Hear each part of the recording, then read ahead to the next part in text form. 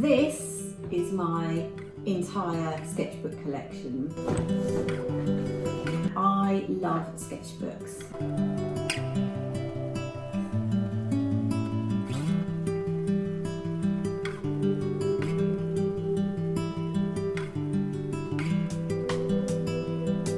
I don't know about you, but I've got so many half-started sketchbooks and I just still can't resist buying a brand new sketchbook. I have a small studio and my sketchbooks are taking up a lot of space. So I'm going to get real with my sketchbooks and I'm going to sort them out. I'm going to decide what I'm going to keep, what I'm going to get rid of, and I thought I would show you that process. The first thing I'm going to do is I'm going to go through all of these sketchbooks and I'm going to make a pile of sketchbooks which I've used and new sketchbooks.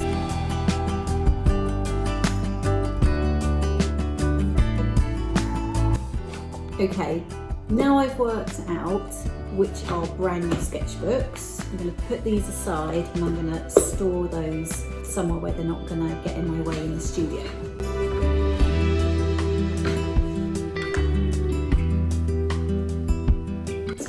These are all completed and semi-completed sketchbooks. Wait, there's more. Now what I'm going to do is I'm going to organise these in categories. When I first started buying sketchbooks, I would just buy any sketchbook. I didn't have any kind of system at all, or I didn't have a preference for a type of sketchbook. Now, I do tend to buy different sketchbooks for different purposes. I use these for every body of work that I make.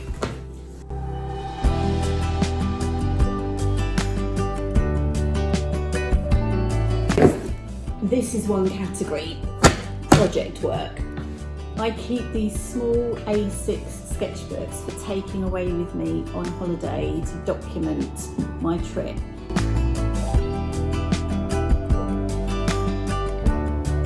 So I'm now going to find all of these small travel sketchbooks. Okay, they're done. I keep these small travel journals and I keep these for compositional experiments. So I've got a couple of those, so I'm going to put those together. Sometimes I keep a sketchbook that I only record one type of subject matter in. So this one was a sketchbook that I only drew my hands in. I'm going to collect all of these sketchbooks together that have a singular subject matter per sketchbook.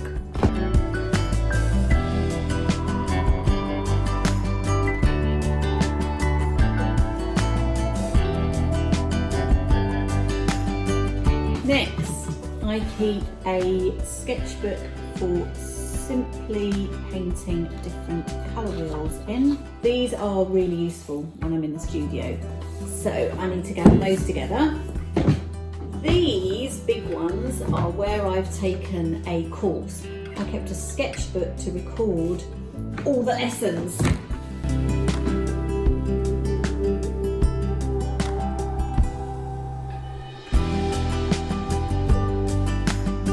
We've probably all got really old historic sketchbooks.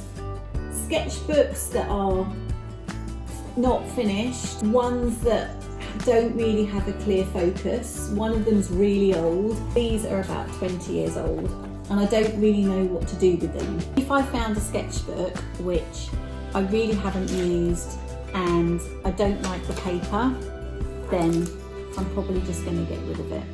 To me, I always weigh up, is the space I'm going to gain by getting rid of something more valuable than actually hanging on to something which I don't use anyway? So before I decide what I'm going to do with these, I'm going to find a space to put all these away first.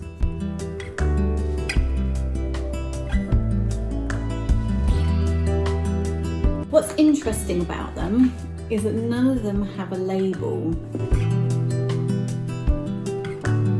Over the years, as I've begun to label my sketchbooks with the focus or the intention of what I'm going to do in that sketchbook, it means that I will use the sketchbook more regularly. So when I set myself limitations and say, in this book, I'm only going to draw plants, it means that it's clear to me what I'm going to do in that sketchbook. I feel less intimidated to work in them. These sketchbooks do not have labels, and so I'm going to look through these sketchbooks and give them a label. When I look through this one, I've got a bit of collage play, a little bit of drawing. I'm going to call this one Abstract Play.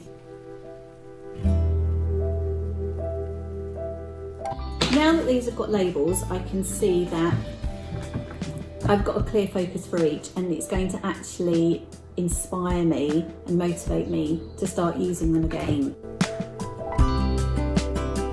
When I'm trying to decide where I should store my sketchbooks, I look for sketchbooks which I currently use and those which are most useful to me. And I'll keep them somewhere visible in my studio so that I can see them and they're easy to access. Books that are finished but I might refer to, I will put away in a cupboard out of sight somewhere. So I hope that's helped show you how you can go about sorting out your sketchbooks.